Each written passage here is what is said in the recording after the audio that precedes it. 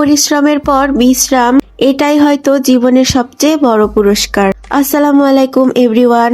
December মাস মানেই তো বাড়ি, নয়তো নানা বাড়ি। আমার ক্ষেত্রেও ব্যতিক্রম কিছু নয়। পরীক্ষা শেষ হতেই বাড়িতে চলে এসেছি। সকাল সকাল আমার বাবার সাথে চলে গিয়েছিলাম মাজারে ঘুরতে আর কিছু টুকিটাকি কেনাকাটা করতে। এত সকালে এসেও কিন্তু ভিড় কম না।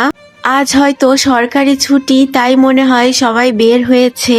অনেকে জড়ো হয়ে মাছকে খাবার দিচ্ছে আর মাছগুলো দিঘির ধারে এসে দল বেঁধে সেই খাবার খাচ্ছে। আমি অনেকক্ষণ দাঁড়িয়ে এই মাছগুলাকে দেখছিলাম। এখানে মাছের খাবার 10 টাকা করে বিক্রি করছিল। পাশে ছিল দরগার হাট। একটা হাঁস দেখে আমার খুব পছন্দ হয়ে গিয়েছিল। বাবাকে বললাম এটা নেই, সাথে সাথে কিনে নিলাম। আজকে বাসায় গিয়ে মজা করে রান্না করা হবে। আর মাজারে এই একটা জায়গা যেখানে ঢুকলে মাথা ঠিক রাখা আসলেই একটু কঠিন। দিঘির এই পাশ থেকে শুরু করে একদম মাথা পর্যন্ত সারি সারি দোকান।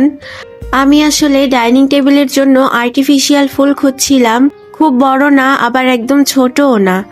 গোল্ডেন লিফের এই একটা সেট আমার খুব ভালো লেগেছিল। দেখতেও ক্লাসি, কিন্তু সাইজটা আমার কাছে একটু ছোট মনে হচ্ছিল। তো কি আর করার, নিজের পছন্দ মতো একটা নিয়ে নিলাম। বাসায় ফিরে ডাইনিং টেবিলটা গোছাতে শুরু করে দিয়েছি। যারা আমার ভিডিও আগে থেকে দেখেন তারা হয়তো জানেন, নিজের ঘর নিজের হাতে সাজাতে আমার খুব ভালো লাগে। নিজের মতো করে করলে একটা আলাদা শান্তি পাই। তাই ডাইনিং এর জন্য যেগুলা দরকার ছিল সব আগেই এনে রেখেছিলাম। কালার কন্ট্রাস্টটা আমার কাছে খুব ভালো লেগেছে। বিশেষ করে এই কালারটা ফুলের সাথে অনেক ভালোভাবে ম্যাচ করছে। আমি একটু কালারফুল জিনিস বেশি পছন্দ করি, তাতে স্পেসটা আরো বেশি প্রাণবন্ত লাগে। কথা বলতে বলতে টেবিল গোছানো শেষ, আর এদিকে আমার ক্ষুধাও লেগে গিয়েছে। গতকাল আমার মামি আমার জন্য কেক বানিয়ে নিয়ে এসেছিল। এত মজা আর পারফেক্ট হয়েছিল যে তখনই সবাই মিলে প্রায় সবটুকুই শেষ করে ফেলেছিলাম।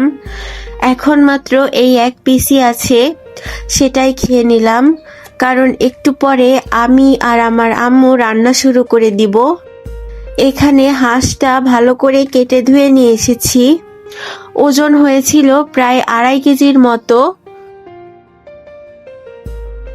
আমি যত জায়গাতেই হাঁসের মাংস খাই না কেন, বিশ্বাস করবেন না, আমার মায়ের হাতের মতো টেস্ট আমি কোথাও পাইনি। এক কথায় অসাধারণ। তাই সুযোগ পেলেই আম্মুকে হাঁস রান্না করে দেওয়ার জন্য বায়না করি। আজ আম্মু রসুন আর চুই ঝাল দিয়ে হাঁসের গোশ রান্না করছে।